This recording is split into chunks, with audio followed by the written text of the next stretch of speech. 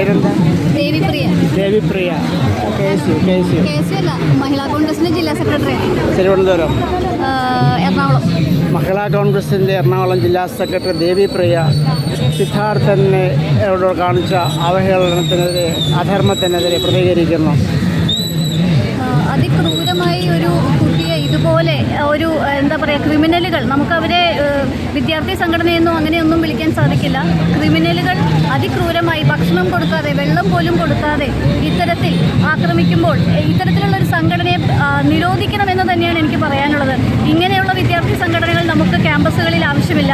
ക്യാമ്പസുകളിൽ കുട്ടികൾക്ക് നല്ല കാര്യങ്ങൾ പറഞ്ഞു കൊടുക്കുന്നതിനും നല്ല മൂല്യങ്ങളോടുകൂടി അവരെ വളർത്തിയെടുക്കുന്നതിനുമാണ് ഓരോ മാതാപിതാക്കളും അവരെ ക്യാമ്പസുകളിലേക്ക് വിടുന്നത്. അവിടെ ഇത്തരത്തിൽ അക്രമവാസനയുള്ള ആളുകളെ നമുക്ക് പ്രോത്സാഹിപ്പിക്കാൻ സാധിക്കില്ല. അതുകൊണ്ട് ഈ സംഘടനയെ നിരോധിക്കുകയും ഇതിനെതിരെ ശക്തമായി നിയമ നടപടിയിലൂടെ ഇവരെ എല്ലാവരെയും ശിക്ഷിക്കുകയും വേണം. ഇതാണ് എൻ്റെ അഭിപ്രായം. മഹാരാജാസ് കോളേജിലെ SFIയുടെ അധർമ്മത്തെക്കുറിച്ച് അഭിപ്രായം എന്താ?